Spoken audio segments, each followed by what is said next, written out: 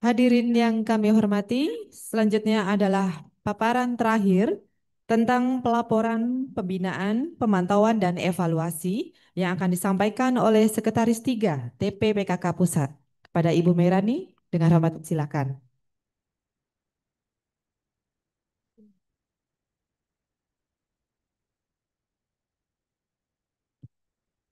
Baik, terima kasih. Mohon izin yang kami hormati Ibu Ketua Umum TPVKK, yang kami hormati Ibu Direktur PKK dan Posyandu, yang kami hormati Ibu Staf Ahli, Ibu Ketua Bidang, Ketua Pokja, dan yang tentu saja kami banggakan sampai dengan sore hari ini, tentunya di wilayah timur ini sudah pukul 4 sore, dan Alhamdulillah hari ini Bapak Ibu semuanya masih berkomitmen.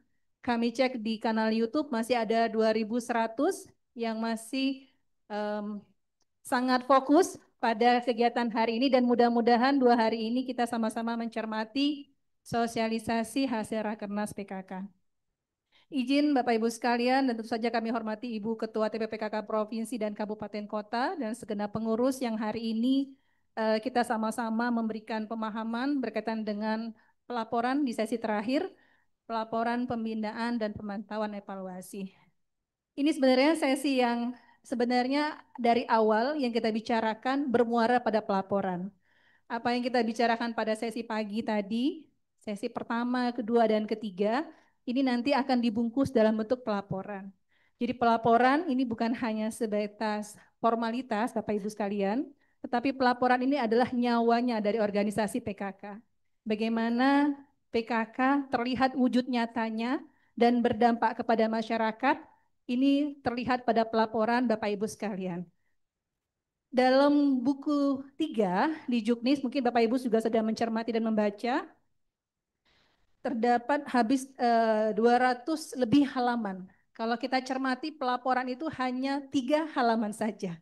Tetapi nanti tataran teknisnya, 3 halaman ini adalah menggambarkan semua kebutuhan konkret dan aksi nyata Bapak Ibu sekalian nanti di lapangan. Seperti apa pelaksanaannya. Nah, dalam rumusan di sosialisasi ini, kami akan masuk ke slide selanjutnya, bahwa memang dalam pelaporan ini Bapak Ibu kita semua secara berjenjang dari tadi pembahasan Ibu Sekretaris 1, 2, dan 4 bermuara dari data. Kita akan berbicara menyampaikan laporan, tetapi jika tidak disajikan dengan data, maka laporan bentuk apapun tidak dapat kita sajikan. Dalam Juknis ini ada 2 laporan, yaitu laporan umum dan laporan khusus. Jadi yang sekarang Ibu sedang siapkan ini adalah nanti ada namanya laporan khusus.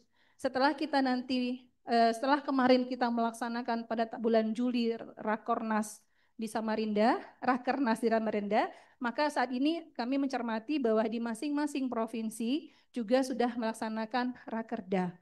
Maka hal yang perlu disikapi bersama yaitu pertama, laporan akhir tahun juga harus sudah mulai disiapkan tahun 2025, dan yang kedua yaitu laporan nanti setelah pelaksanaan dari Rakerda.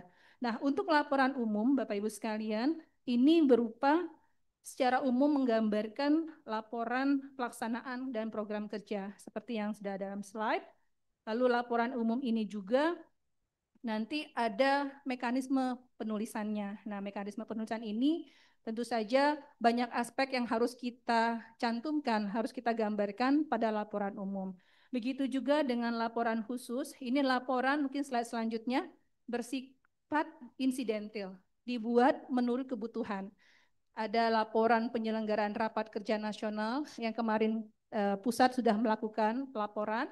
Yang kedua, rapat kerja nasional luar biasa. Nah, ini ada hal-hal lain nanti apabila ada perubahan dalam rapat kerja nasional, rapat konsultasi dan rapat kerja daerah. Nah, Bapak Ibu yang saat ini sudah terlapor ke pusat bahwa sedang melaksanakan rakerda di masing-masing tingkatan provinsi tentunya, maka bersiap juga setelah melaksanakan kegiatan sudah harus siap melaksanakan pelaporannya. Lalu laporan penyelenggaraan lokakarya, seminar, studi banding dan sebagainya. Dan yang tidak kalah penting lagi yaitu laporan kegiatan tertentu yang dibuat berdasarkan permintaan. Nah, ini banyak aspek nanti yang disesuaikan dengan kebutuhan atau arahan dari ketua umum maupun di ketua TPPKK masing-masing wilayah provinsi kabupaten kota. Baik, untuk laporan ini Bapak Ibu sekalian, jadi laporan ini sebenarnya bermuara dari data Wisma, masuk ke kelompok RT, masuk ke kelurahan atau desa, masuk ke kecamatan, masuk ke kabupaten kota, masuk ke provinsi, dan nanti data tersebut pelaporannya secara umum masuk juga ke pusat, dan pusat juga memiliki tanggung jawab untuk melaporkannya secara terpusat. Lalu kan kita masuk lagi ke sistematika. Nah, sesi ini sebenarnya sesi yang semua orang sudah paham bagaimana membuat pelaporan. Tetapi terkadang hanya sebagian saja yang mengetahui bahwa urgensi laporan ini bukan hanya sebatas formalitas data yang tersedia, tetapi mampu menganalisis, mentabulasi data yang diberikan dari jenjang tadi Dasawisma sampai ke pelaporan dari provinsi kepada pusat. Jadi data yang disajikan dari masing-masing Dasawisma dan secara berjenjang ini mampu disajikan dan memberikan output apa hasil dari pelaporan tersebut. Apakah hasilnya ini memberikan dampak nanti pada saat kita memberikan perencanaan? Apakah dampak dari hasil ini mampu mengevaluasi sebenarnya titik permasalahan dari masing-masing kebijakan dari program ini sebenarnya berdampak atau tidak? Dan yang paling penting adalah bagaimana kegiatan ini juga diketahui oleh masyarakat. Jadi pelaporan ini dalam bentuk hard copy mungkin dikirimkan kepada masing-masing secara berjenjang dari Dasawisma sampai ke pusat, tetapi pelaporan ini juga bisa juga dalam bentuk yang selama ini kita aktifkan dalam media sosial Bapak Ibu, bahwa masyarakat juga mengetahui bahwa aksi nyata dari tim penggerak PKK juga terlihat, terpublikasi, terdokumentasi dengan baik aksi nyatanya. Nah, dalam susunan sistematika pelaporan ini tentu saja diawali dengan pendahuluan, lalu ada pelaksanaan program dan kegiatan, ini seperti menjabarkan apa saja program-program yang sudah dilaksanakan, lalu apa saja mitra kelembagaan yang terlibat. Tadi sudah ada pembicaraan tentang CSR atau mitra-mitra lainnya, maka kita juga dapat menggambarkan di dalam laporan tersebut apa keikutsertaan mitra tersebut dan apa dampak dari kerjasama tersebut bagi pemberdayaan ini. Lalu jumlah dan sasaran kegiatan. Jadi kalau dari masing-masing level, khususnya dari provinsi nanti kepada pusat, maka seharusnya ini sudah terdata dari masing-masing program, itu terlihat nyata. Sebenarnya dari program 10 program pokok PKK ini, mana yang terlihat pelaksanaannya langsung berdampak kepada masyarakat dan ternyata dampaknya itu sudah langsung dirasakan oleh masyarakat. Lalu penggunaan anggaran, dari sisi penggunaan anggaran tadi juga sudah diberikan pemahaman bahwa penggunaan anggaran ini berdasarkan mekanisme yang berlaku. Lalu permasalahan kegiatan. Nah, dalam menyajikan permasalahan kegiatan ini sebenarnya poin yang harus sebenarnya lebih ditekankan, di mana titik permasalahan yang bisa menggambarkan dari pelaporan secara berjenjang. Pelaporan secara berjenjang ini karena mengakomodir seluruh pelaporan kabupaten kota sampai ke provinsi, maka bagaimana dalam bentuk pelaporan ini bisa menggambarkan jangkauan pembinaan PKK tersebut ini sudah berapa persen kinerjanya berhasil pada tahun ini. Apakah tahun ini kita stuck ataukah tahun ini kita punya persentase kenaikan yang signifikan yang dirasakan oleh masyarakat maupun oleh kader-kader juga. Lalu ada upaya yang dilakukan. Jadi upaya yang dilakukan ini juga nanti kita jelaskan di dalam pelaporan bagaimana upaya-upaya yang sudah dilakukan baik berupa kerjasama, sinergitas dengan OPD, ada keterkaitan juga dengan mitra-mitra lain, lalu ada juga mungkin komitmen-komitmen pimpinan yang sudah diterapkan dalam bentuk perencanaan dan penganggaran. Ini juga perlu kita jabarkan dalam upaya yang dilakukan. Baik, slide selanjutnya. Nah, dari sisi mekanisme pelaporan yang sudah kami laporkan tadi, bahwa jika merujuk kepada bab 4, mungkin Bapak Ibu juga mencermati pada buku 3. Buku 3 kalau kita lihat ada dari halaman 111 sampai dengan halaman 223, itu terdapat 112 halaman isinya lampiran. kalau mencermati dari lampiran ini, maka begitu kompleksitasnya bentuk pelaporan yang harus disajikan. Jadi mekanisme pelaporan juga sudah sangat detail disajikan dalam buku 3, yaitu secara berjenjang. Di sini untuk TPPKK desa, kelurahan, menyampaikan pelaporannya kepada Ketua TP PKK Kecamatan dan Ketua Pembina TP PKK Desa atau Kelurahan serta tembusan kepada Ketua TP PKK Kabupaten Kota 1 tahun sekali. Dan ini persiapan, kita harus persiapan untuk dilaporkan pada bulan Januari. Saat ini sudah di bulan November, maka di masing-masing jenjang ini di desa dan kelurahan sudah mulai menyiapkan draft-draft pelaporan ini supaya tidak ada keterlambatan penyampaian pelaporan untuk di jenjang-jenjang yang lebih tinggi. Yang kedua, TP PKK Kecamatan kepada Ketua TP PKK Kabupaten dan Ketua Pembina TP PKK Kecamatan serta ditembusan juga kepada TP PKK Provinsi. Nah, ini juga masih dalam ruang lingkup di bulan Januari. Jadi ketika ada sumbatan data dan informasi pelaporan yang terlambat, maka sumbatan ini juga akan mempengaruhi pelaporan pada jenjang selanjutnya. Jadi memang bermuara dari data awal yang ada di masing-masing desa wisma, kelompok RT, RW, seperti itu, kelurahan desa, sehingga pelaporan ini dapat sesuai dengan waktu yang telah ditetapkan. Dari informasi awal tadi dari Ibu Sekretaris 1 bahwa memang sampai saat ini terdapat 21 provinsi untuk tahun 2024 itu sudah menyampaikan pelaporan tahunan. Ini baru tahun 2024, sedangkan kita sudah menjelang akhir tahun 2025. Dan terdapat 17 provinsi yang sampai saat ini juga belum menyampaikan laporan tahunan untuk tahun 2024. Sehingga ketika ada sumbatan seperti ini, maka akan menjadi sumbatan di tahap selanjutnya. Yang ketiga, ini secara berjenjang juga, yaitu TPPKK Kabupaten dan Kota nanti akan melaporkannya kepada Ibu Ketua TPPKK Provinsi dan kepada Ketua Pembina TPPKK Kabupaten Kota, ditembuskan juga kepada TPPKK Pusat. Ini 1 tahun hanya sekali dan ini sudah masuk di bulan yang berbeda, yaitu ini di bulan Februari. Jadi wajar kalau seandainya nanti banyak permintaan segera untuk segera memberikan laporan karena deadline-nya juga jaraknya begitu dekat dari sumber data awal di Desa Wisma. Ketika ada sumbatan maka akan mempengaruhi yang di tahap selanjutnya.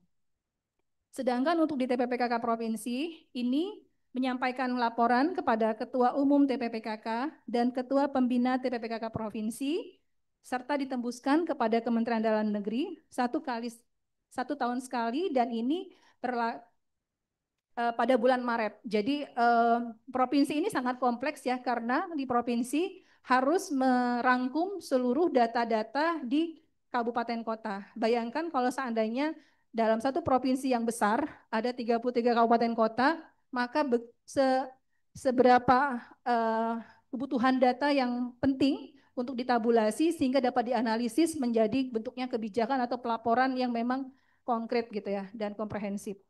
Nah, untuk TPPKK Pusat juga, ini juga TPPKK Pusat kepada pelindung utama PKK, pelindung PKK, dan Ketua Pembina TPPKK pada bulan Maret. Jadi ini juga ketika Bapak Ibu sudah berkomitmen mudah-mudahan di tahun 2002, pelaporan 2024 yang diberikan pada tahun 2025, ini kita sama-sama bisa memenuhi standar penyampaian pelaporan.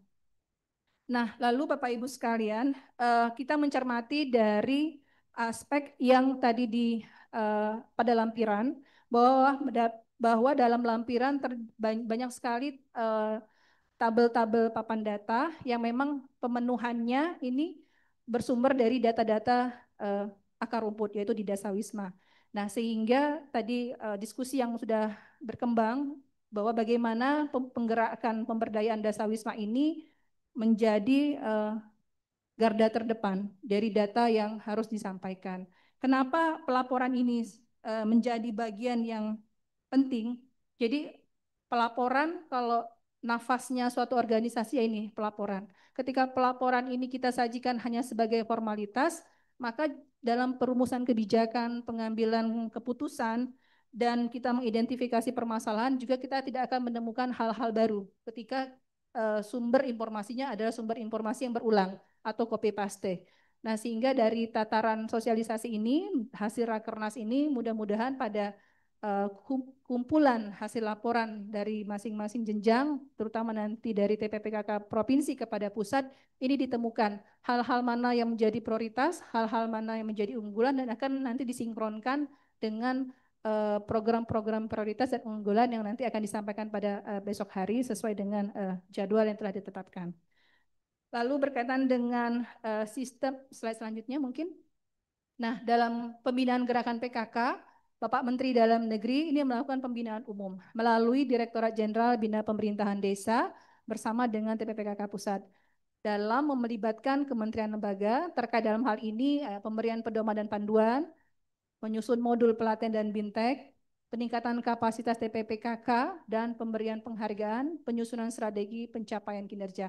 Banyak hal yang sudah disiapkan oleh Kementerian Dalam Negeri sehingga TPPKK Pusat memiliki TPPKK memiliki payung hukum yang kuat, Perpres ada, PP ada, Permendagri ada, sekarang Juknisnya ada, sehingga mungkin di organisasi lain kita tidak memiliki yang namanya payung hukum yang begitu kuat. Sampai di tataran perencanaan dan penganggaran pun kita sudah ada mekanisme yang mengaturnya.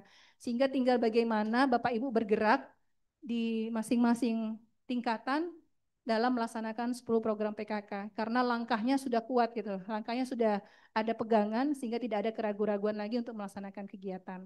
Lalu untuk di tataran gubernur, bupati, wali kota, camat, kades, lurah melakukan dan mendukung pembinaan melalui OPD masing-masing.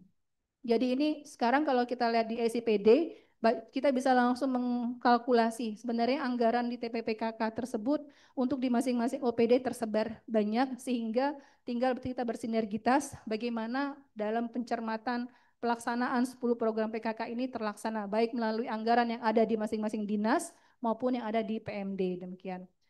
Adapun untuk yang di provinsi ataupun di kabupaten kota berupa penguatan kapasitas kelembagaan melalui pelatihan, tentu saja banyak-banyak pelatihan juga yang sudah berkembang sesuai dengan program yang ada di masing-masing bidang dan pokja, ada konsultasi, advokasi, fasilitasi dan koordinasi, ada pemberian penghargaan ini sebagai wujud kita untuk mengapresiasi kader-kader maupun pengurus, lalu ada penyusunan strategi pencapaian kinerja. Penting sekali upaya-upaya ini harus disinergikan dengan OPD yang memang ada di masing-masing jenjang baik provinsi maupun di kabupaten kota. Lanjut di slide selanjutnya. Nah, Ketua Pembina bersama para pembina melakukan pemantauan dan evaluasi pelaksanaan dan pembinaan gerakan PKK yang dilakukan secara berjenjang minimal 1 tahun sekali.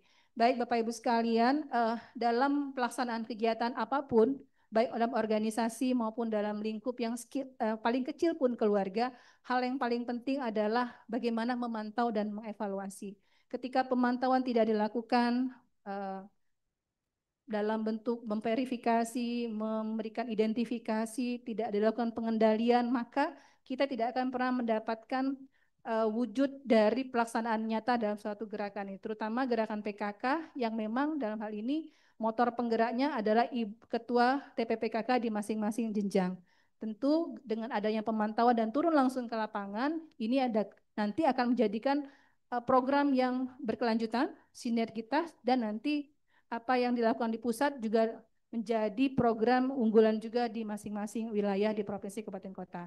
Nah, ini mungkin tidak banyak slide yang harus kita sampaikan di sesi ini karena kami yakin ada 112 slide kalau seandainya kita tampilkan semua dalam bentuk tabel pelaporan yang ada di buku 3, tetapi kita akan menjadi sesi diskusi setelah ini. Kami persilahkan bagi Bapak Ibu Ketua TPPKK maupun pengurus untuk kita menjadi sharing dalam tataran pelaporan. Tentunya yang harus menjadi persiapan adalah kita sudah menjelang akhir tahun dengan intensitas kegiatan juga yang masih ada tinggal 1 bulan efektif, masih ada program kerja yang belum diselesaikan, maka kita sudah harus selesaikan dan bersiap membuat pelaporannya.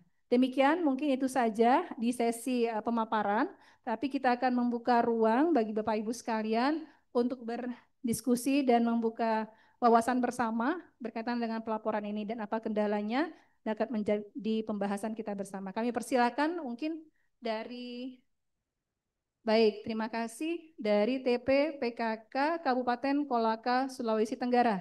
Kami persilakan.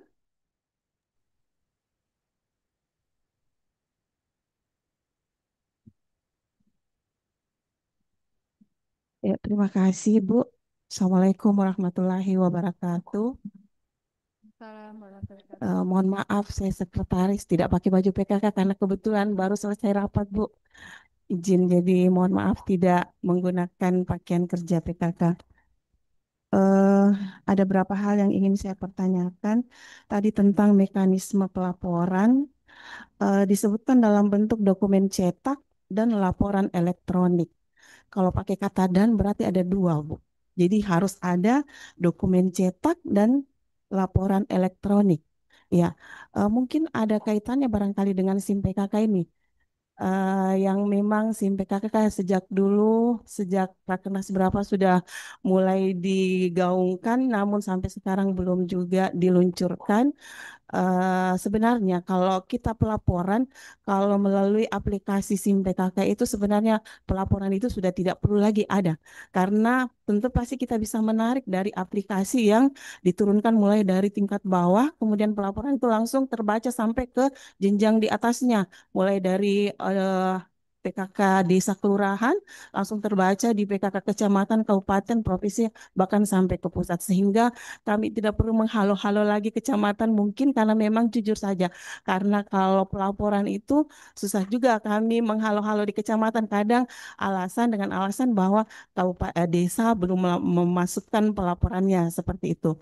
Kemudian isi laporannya itu apakah memang yang sampai ke pusat itu mulai dari desa sampai ke pusat itu hanya di datanya saja dalam bentuk kegiatan lain seperti yang tidak tercakup dalam data itu tidak perlu kita memuat di kecamatan.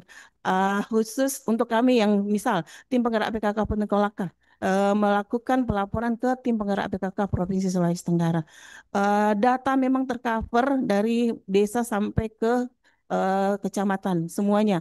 Tetapi dalam bentuk kegiatan-kegiatan termasuk dengan pelaporan keuangannya itu apakah memang juga harus kita rangkum dari semua desa atau seperti apa? Ya, karena selama ini yang kami lakukan hanya merekap dari segi data Pokja masing-masing seperti itu. Adapun yang pelaporan secara narasi itu cukup di kegiatan yang ada di kabupaten saja. Itu yang kami kirimkan di tim penggerak PKK kabupaten. Kemudian terkait dengan dasawisma, mohon maaf Bu tadi sebelumnya karena tadi sempat dikatakan bahwa dasawisma yang aktif saja yang melakukan yang terdata. Kalau misalnya kalau yang aktif saja berarti tidak semua em, warga terdata seperti itu. Padahal kalau kita pikir ketika Dasawisma melakukan pendataan otomatis data PKK itu mengalahkan data statistik. Ya, karena kenapa? Kalau Dasawisma itu per 10 sampai 20 rumah. Karena kalau kita yakin kalau di desa itu 1 sampai 20 rumah itu hal yang gampang karena jangankan 20 rumah, desa tetangga saja dia tahu kalau ada yang melahirkan seperti itu. Apalagi kalau cuma sampai 10 sampai 20 rumah. Namun karena begitu tadi pernyataan bahwa yang aktif saja, tapi kan ada memang yang tidak aktif. Jadi kalau misalnya yang tidak aktif itu tidak terdata, maka otomatis tidak semua warga masuk dalam pendataan dalam pelaporan seperti itu. Kemudian yang terakhir mungkin mohon maaf Bu, ini di lampiran karena kami di provinsi sempat mengadakan rakerda. Ada teman saya dari Buton Selatan tadi yang sudah mempertanyakan, ini agak ribut juga di lampiran 4.14 titik 1A itu terkait dengan daftar warga tim penggerak PKK. Karena yang dimaksud di situ dia hanya mengatakan bahwa tim penggerak PKK saja. Ini terjadi kontra di antara kami. Kalau kami ini adalah data warga, seluruh warga akan terdata lewat data primer ini. Tetapi ada juga teman, karena di sini judulnya adalah daftar warga tim penggerak PKK. Jadi di data primer ini yang dia data khusus hanya tim penggerak PKK. Padahal kalau menurut kami ini adalah data yang diisi oleh Dasawisma yang harus diedarkan di setiap rumah sehingga semua warga terdata melalui lembaran dari lampiran 41.14.1A seperti itu. Kemudian yang paling terakhir ada nomor registrasi ini sejak Rakernas berapa nomor registrasi ini ada terus dan mohon maaf kami jujur tidak pernah mengisi nomor registrasi karena memang masih kebingungan dalam pengisian nomor registrasi ini. Karena nomor registrasi ini mulai dari nomor provinsi, nomor kabupaten, kecamatan, desa, kelurahan, kemudian orang yang akan didata. Yang orang yang akan didata itu tertemu di situ. Dasawisma ini mendata ini dia harusnya nomor berapa. Jadi nanti akan tumpang tindih dia punya nomor registrasinya. Dan ini namanya hasil rakernas harus kita laksanakan. Tetapi kalau memang itu tidak bisa kita laksanakan, mending nomor registrasi ini karena dari tahun ke tahun kita tidak laksanakan. Apakah tidak perlu disilangkan saja dalam hasil rakernas? Mohon maaf ini kalau keliru. Terima kasih. Assalamualaikum warahmatullahi wabarakatuh. Waalaikumsalam warahmatullahi wabarakatuh. Kita langsung tanggapi saja dulu atau ada pertanyaan yang sama lagi? Mungkin satu lagi dari kabupaten mana? Dari provinsi Maluku Utara. Silakan. Silakan dari provinsi Maluku Utara. Bisa. Baik, silakan. Terima kasih Ibu. Silakan. Assalamualaikum warahmatullahi wabarakatuh. Waalaikumsalam. Silakan Ibu. Eh, Baiklah, kami izin bertanya, Bu. Langsung saja. Eh, untuk pelaporan, kan kita di Pokja masing-masing mempunyai juknis ya. Kemudian untuk pelaporan, sudah sesuai dengan juknis masing-masing. Misalnya kami dari Pokja 2 itu mempunyai format pelaporan sesuai dengan format lampiran 3 pada juknis Pokja 2 Gelari Pelangi, Bu. Apakah untuk pelaporan ke pusat kita menggunakan dari Pokja 2 kita menggunakan lampiran 3 tersebut ataukah bagaimana, Bu? Demikian, Bu, mohon penjelasannya. Baik, satu saja Bu ya pertanyaannya. Ya. Baik, terima Oke, kasih ya Bu. makasih. Assalamualaikum. Baik. Baik, izin dua orang penanya dulu. Mohon izin Ibu Sekup, Ibu Sahli, Ibu Ketua Umum. Kami izin mencoba mencermati dari pertanyaan dan mohon nanti bantuannya apabila ada pertanyaan yang perlu dilengkapi dan diberikan penajaman. Terkait mekanisme pelaporan, betul sekali Ibu, mekanisme pelaporan ini ada bentuknya hard copy dan bentuknya elektronik. Ya, saat ini sudah berlangsung secara yang sudah memang aktif sekali, yaitu dalam bentuk hard copy dikirimkan ke kantor TPPKK dan elektronik melalui email TPPKK Pusat.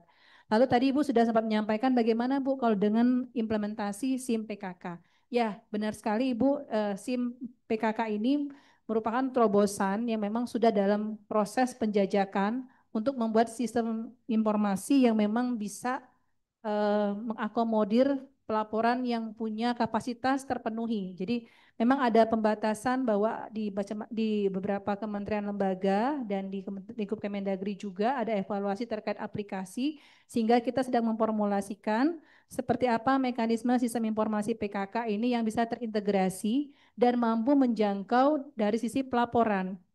Kita bisa membayangkan Ibu kalau seandainya pelaporan ini hanya melalui sistem informasi dan terjadi posisi down system, maka ada kemungkinan pelaporan tersebut tidak bisa terlaksana. Sehingga memang harus dalam pencermatan sekali bagaimana membangun sistem yang bisa terintegrasi, penyampaian laporannya juga bisa lebih cepat, dan ini tidak menyulitkan di ranah masing-masing jenjang. Kita juga memahami bahwa luas wilayah Indonesia 38 provinsi dengan 514 kabupaten kota ini juga punya keterbatasan resource-nya yang berbeda-beda dari masing-masing wilayah sehingga saat ini juga masih dalam tahap perumusan bagaimana membangun sistem informasi yang memang tepat dan berguna sehingga memang bermanfaat nanti dalam tataran pelaksanaannya. Demikian ya Ibu. Jadi sementara kita masih menggunakan yang cetak hard copy dan dikirim emailnya ke TPPKK Pusat. Lalu bagaimana seandainya, mohon izin, tadi ada penyampaian kalau seandainya isi pelaporannya tidak hanya aspek sesuai di 10 program PKK saja.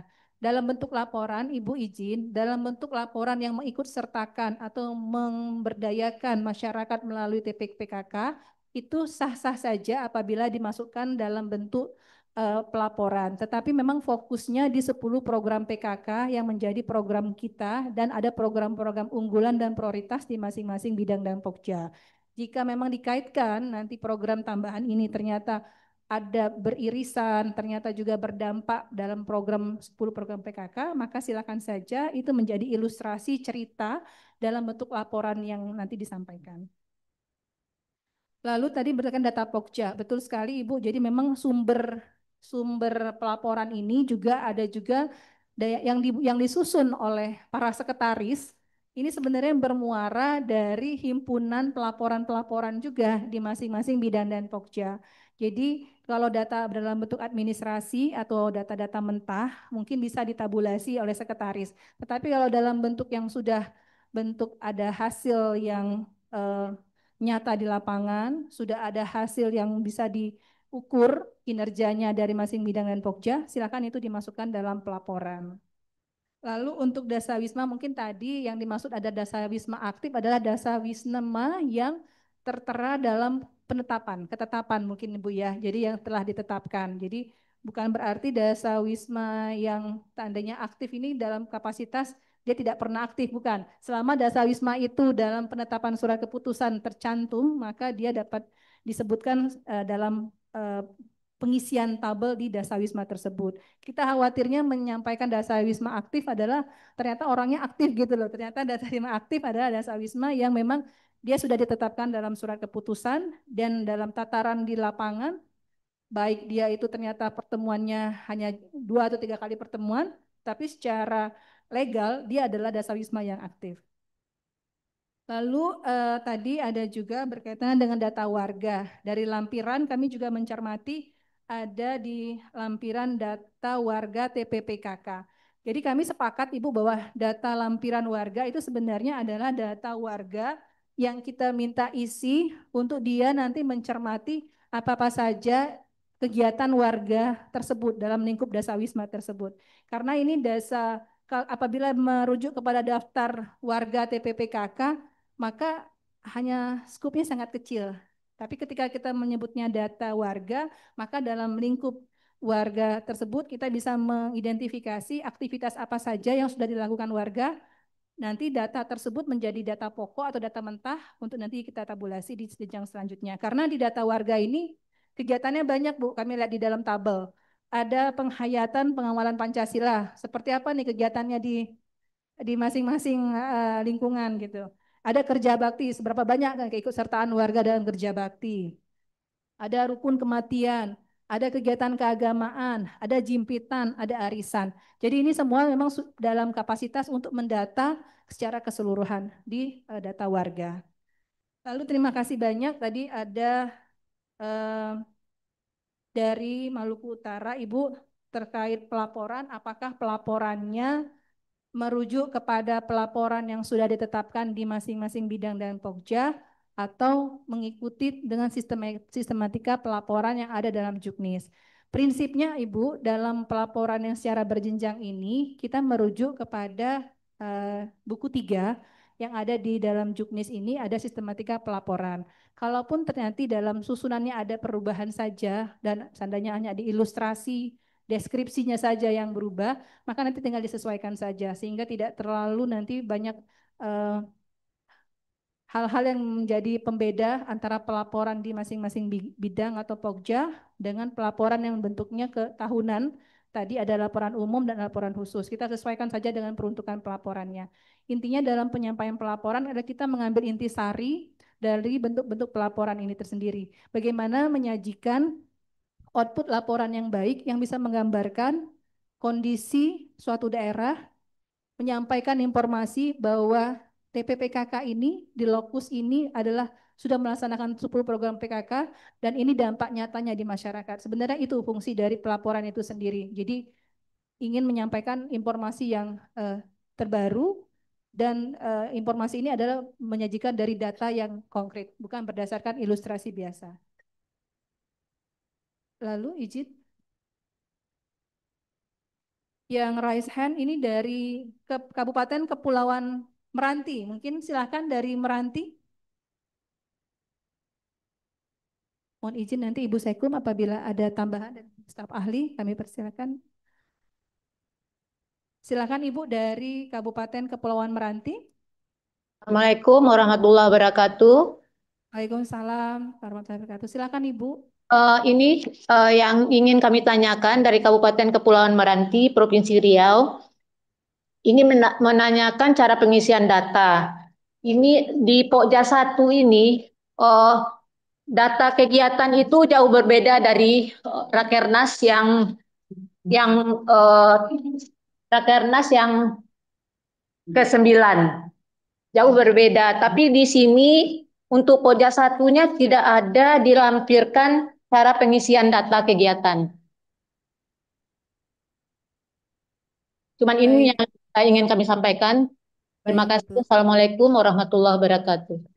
Waalaikumsalam warahmatullahi wabarakatuh. Ya Ibu ya, langsung saya jawab saja ya Ibu ya. Karena memang besok adalah sesinya dengan bidang dan pokja, maka nanti akan sangat detail apabila nanti kita penasaran dulu hari ini, sehingga besok banyak sekali rasa pengen tahunya makin tinggi terkait program prioritas unggulan dan bagaimana pelaporan di masing-masing bidang pokja.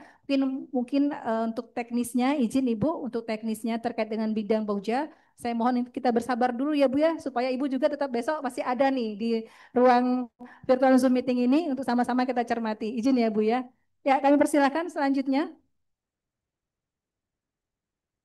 dari Kabupaten Mentawai. Kita ngambil yang dari Mentawai, silakan. Jauh ya, silakan. Dari Sumatera Barat, silakan Ibu.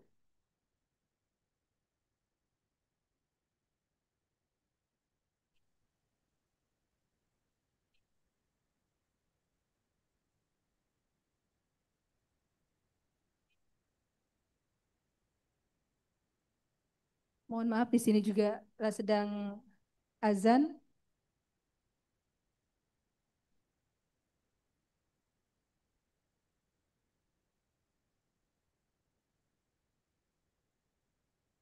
Mungkin persiapan karena Mentawai belum.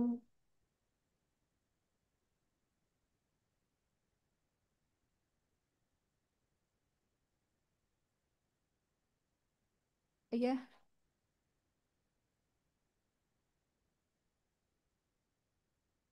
mungkin Mentawai silakan dicoba soundnya terlebih dahulu.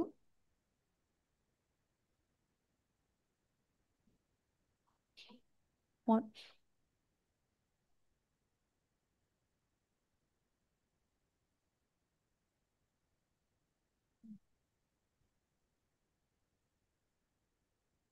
mohon izin Ibu kita break sebentar di lokasi saat ini sedang azan. Kami mohon waktu sebentar. Nanti kita akan lanjutkan kembali.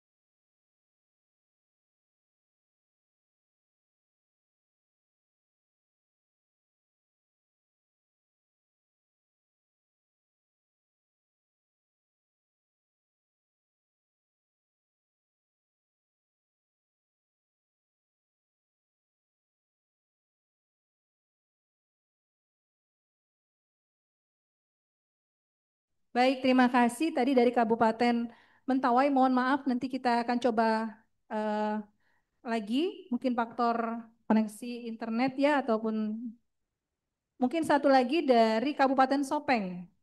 Silakan dari Kabupaten Sopeng.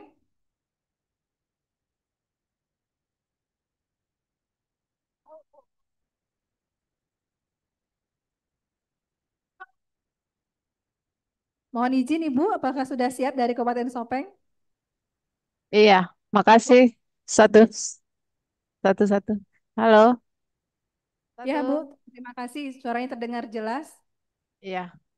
Terima kasih atas kesempatan yang diberikan. Mohon maaf yang langsung saja kami bertanya terkait pengisian data di kegiatan data umum khusus sekretariat.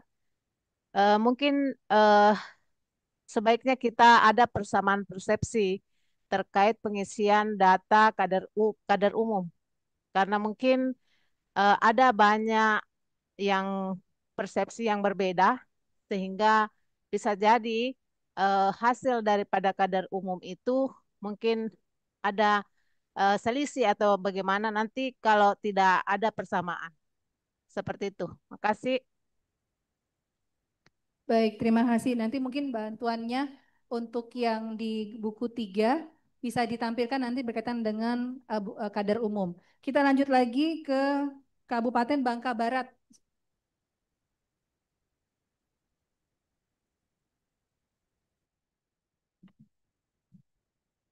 Dari Bangka Barat, silakan. Assalamualaikum warahmatullahi wabarakatuh. Waalaikumsalam warahmatullahi wabarakatuh. Silakan Ibu. Eh, Sama dengan yang barusan tadi PKK Bu, untuk persamaan persepsi untuk masalah kader umum dan kader khusus Bu, untuk yang di papan data itu dari Pokja 1 sampai Pokja 4. Untuk kader khusus itu apakah boleh eh, me, dimasukkan lebih dari kader umum, dan persyaratan kader khusus itu apakah harus kalau kita mengadakan pelatihan dari TPPKK Kabupaten melakukan pelatihan misalnya untuk tata laksana rumah tangga, kita mengeluarkan sertifikat yang ditandatangani ketua TPPKK, apakah sudah bisa dimasukkan menjadi kader khusus atau ada persyaratan lain dengan SK Lurah atau SK lainnya gitu Bu. Terima kasih. Ya, baik. Terima kasih. Jadi untuk dari PKK Sopeng dan Bangka Barat ini untuk yang pertanyaan yang sama berkaitan dengan pengisian tabel di kadar umum dan kadar khusus. Mungkin bisa ditayangkan.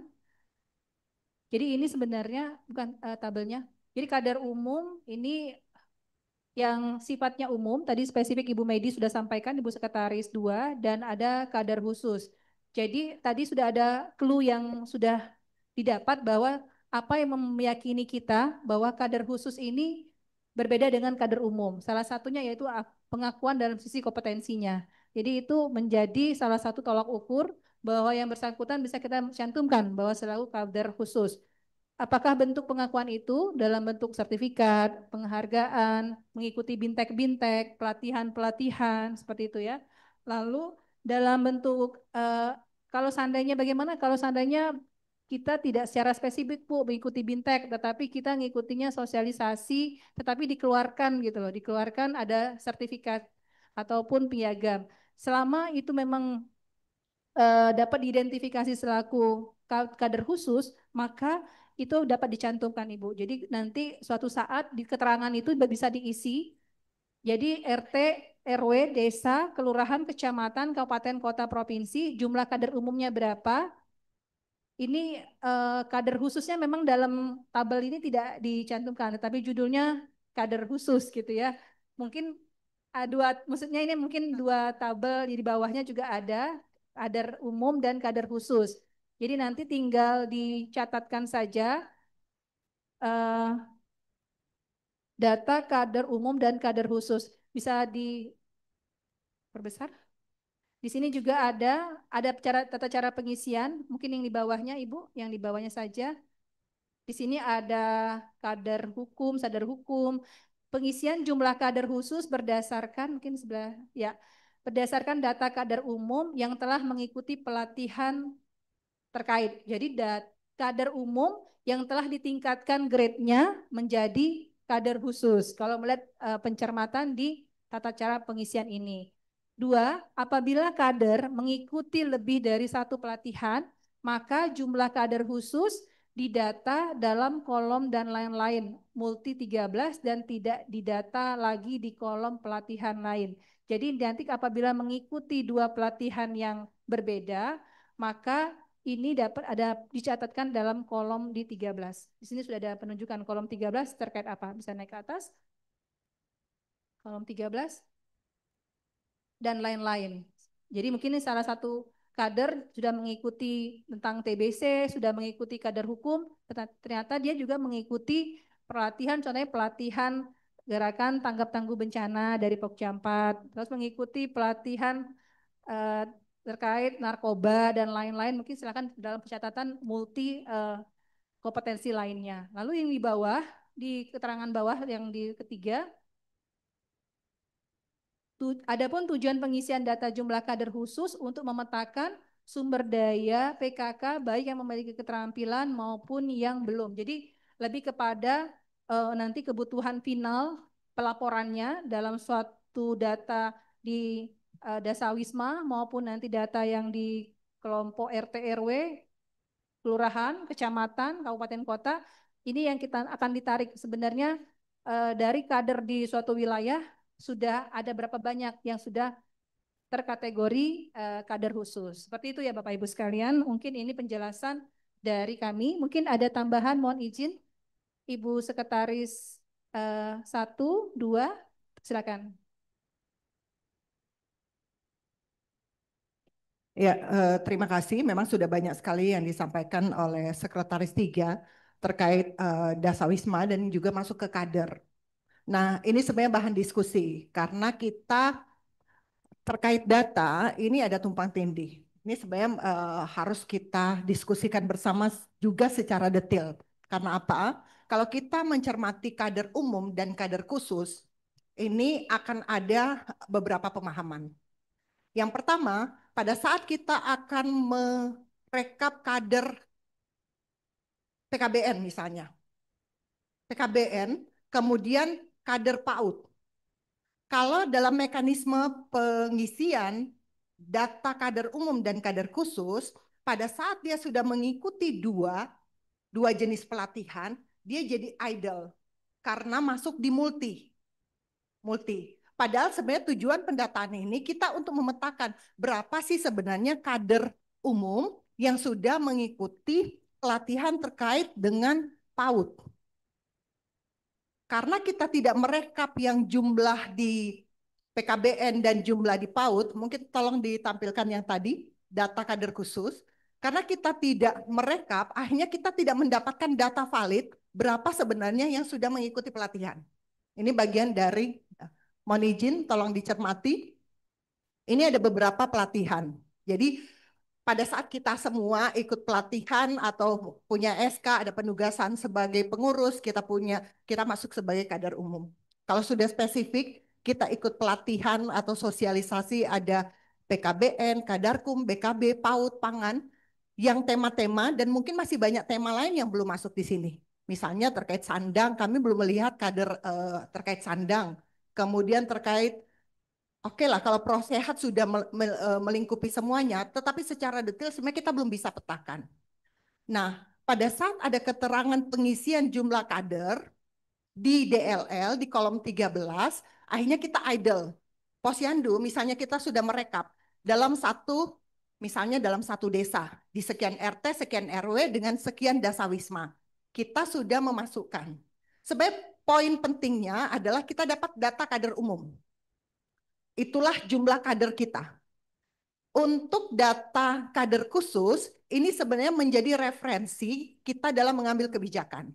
Karena kalau kita mencantumkan idle seperti tadi, multi, berarti kita tidak bisa memetakan sebenarnya berapa sih kader umum yang sudah mendapatkan pelatihan Prosehat secara keseluruhan. Karena ini kan data akan naik secara nasional. Ini bagian dari diskusi kita untuk memetakan. Nah, terkait data, kalau memang kita mau, sebenarnya data ini untuk apa? Data ini untuk dasar pengambilan kebijakan.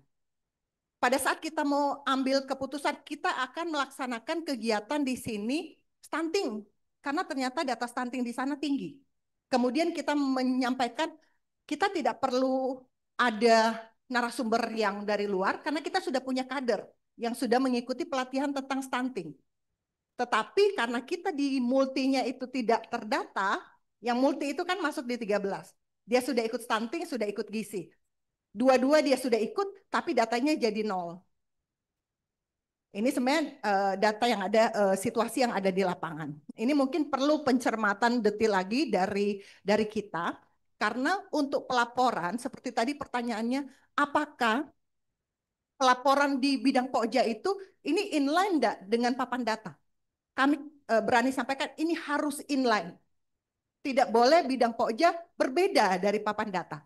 Masalah ada indikator penilaian, ada kegiatan lainnya silakan. Tetapi dia harus sama. Karena papan data lah inilah yang akan direkap secara keseluruhan sampai ke nasional dan kita punya data untuk memetakan semua. Jadi pertanyaannya terjawab bahwa kalau sudah dia ada pembahasan internal di bidang Pokja, dia akan masuk muaranya, hasil akhirnya dia akan ada di papan data bidang Pokja, masing-masing bidang Pokja.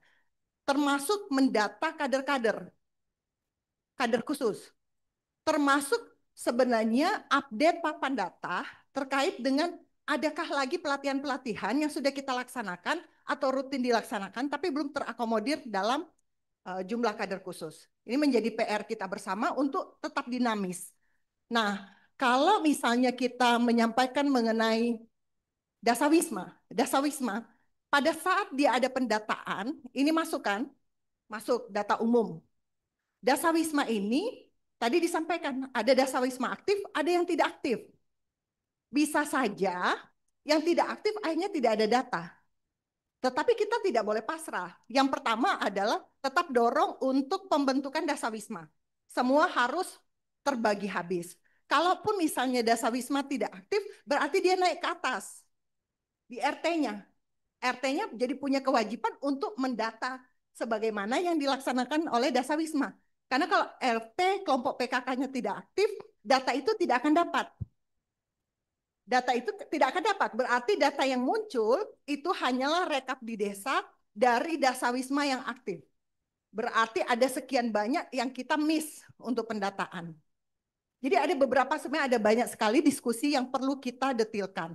Tetapi untuk mekanisme sekarang, kita gunakan yang hasil Rakernas 10. Jadi kalau Ibu tadi bilang di 9, ya 9 cukup banyak perubahannya, silakan dicermati di hasil Rakernas 10. Terima kasih. Baik, terima kasih banyak Ibu Sekretaris 2. Mohon izin Ibu Sekum, ada tambahan? Baik, Bapak Ibu sekalian, izin masih ada yang raise hand di. Baik, terima kasih. Ya, baik Bapak Ibu sekalian, boleh silakan Ibu Dir, silakan. Ya, terima kasih Bu Merani. Sebetulnya kami terima kasih tadi karena sebetulnya mekanisme pelaporan tadi apa yang diamanatkan di dalam Permendagri 36 tahun 2020. Untuk itu kami mohon kerjasama juga dari Bapak Ibu semua karena ini sudah ada diamanatkan di peraturan Menteri Dalam Negeri. Untuk itu sebetulnya kami Jadi sebetulnya terkait dengan pelaporan ini bukan hanya menyusun laporan saja, tadi dengan sistematika pelaporannya isinya apa-apa saja, tapi sebetulnya juga lebih kepada membangun budaya evidence based. Jadi kalau tadi ada pendataan, kemudian ada pelaporan, ini di mana pelaporan ini kita gunakan untuk menyusun kebijakan ke depan, kemudian juga menemukan praktek baik, dan juga strategi pembinaan. Jadi harapan kami mungkin nanti bisa lebih kita dorong lagi Bu Nia terkait dengan pelaporan. Kita ingatkan kembali surat dari kita mungkin dari Menteri Dalam Negeri Sekyu Dirjen Bina Pemdes untuk kita mulai lagi mengaktifkan, mengingatkan mengenai pelaporan ini.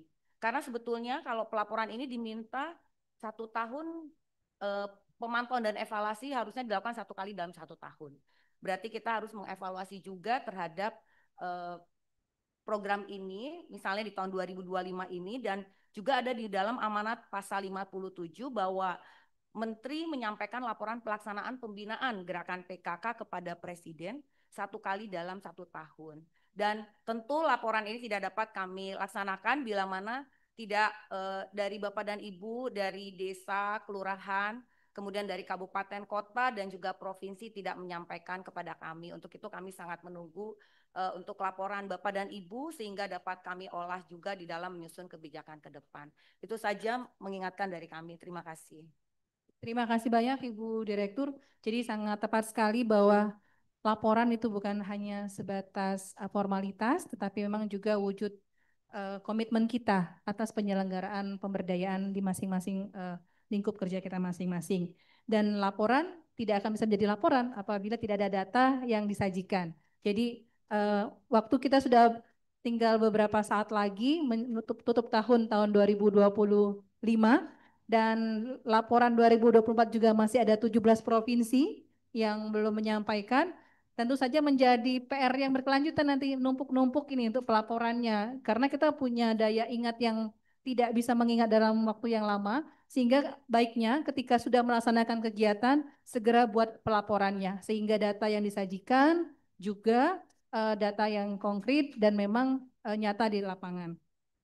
Seperti yang sudah disampaikan, Hidup Jaya PKK, bergerak bersama PKK. Setelah bergerak, jangan lupa bikin pelaporannya juga. Baik Bapak Ibu sekalian, waktu juga ternyata sudah membatasi kita untuk di sesi ini. Saya mohon maaf apabila dalam pelaksanaan kegiatan di sesi pelaporan ini ada hal-hal yang masih kurang berkenan. Tetapi Bapak Ibu jangan khawatir, besok adalah sesi yang lebih hangat lagi, yaitu di sesi bidang dan pokja. Tentu saja itu yang ditunggu-tunggu.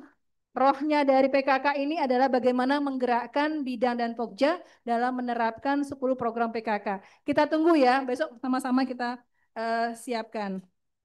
Laporan yang baik itu adalah laporan yang berjenjang, membangun jejak, dan memperkuat dampak. Demikian, wassalamualaikum warahmatullahi wabarakatuh.